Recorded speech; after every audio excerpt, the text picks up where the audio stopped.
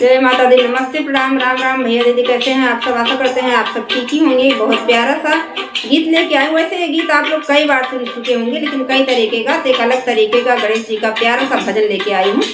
आशा करते हैं गीत आप लोग को जरूर पसंद आएगा। गीत पसंद है, चैनल पर पहली बार है तो सब्सक्राइब, लाइक, शेयर करके पूरा जरूर सुनिएगा।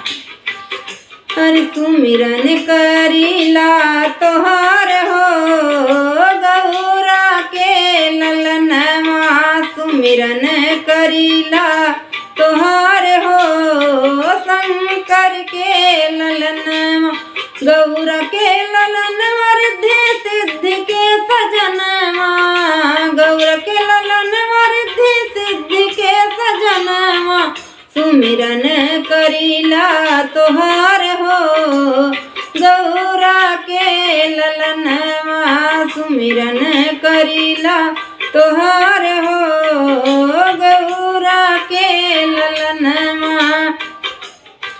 लाल पियर फुलवा के आसन लगवनी, लाल पियर फुलवा के आसन लगवनी, पनमा के पतवा पे नेवता पठवनी, पनमा के पतवा पे नेवता पठवनी, पहले पूजनवा तोहार हो गौरा के ललनवा, पहले पूजनवा तोहार हो गौरा के ललनवा, गौरा के ललनवा रिद्धि सिद्धि के सजनवा, गौरा के ललनवा रिद्धि सिद्धि के सजनवा, करील सुमिरन तोहार हो गौरा के ललनवा, करील सुमिरन तोहार हो गौरा के ललनवा।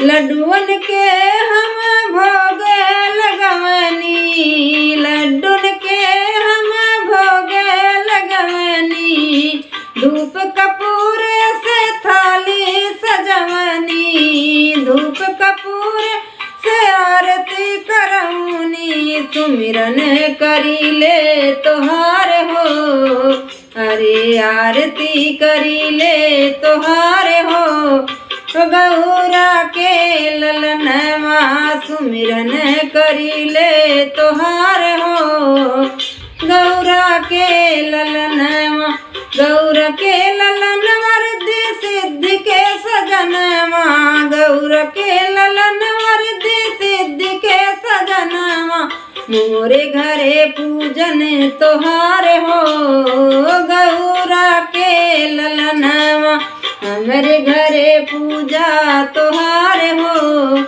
गौरा के ललनवा, हमरे घरे पूजा तोहार हो गौरा के ललनवा।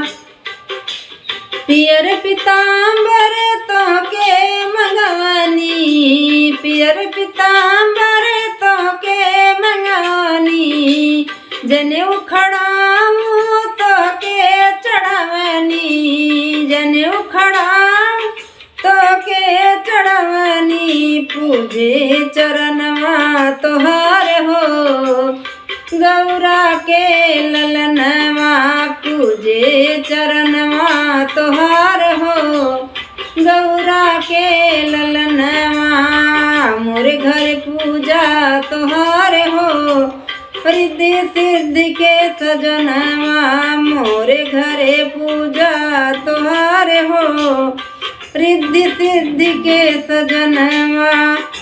आशा करते हैं ये गीत आप लोग को जरूर पसंद आएगा। हमारा गीत आप सबको पसंद है, चैनल पर पहली बार आए तो सब्सक्राइब, लाइक, शेयर जरूर कर लेना। धन्यवाद।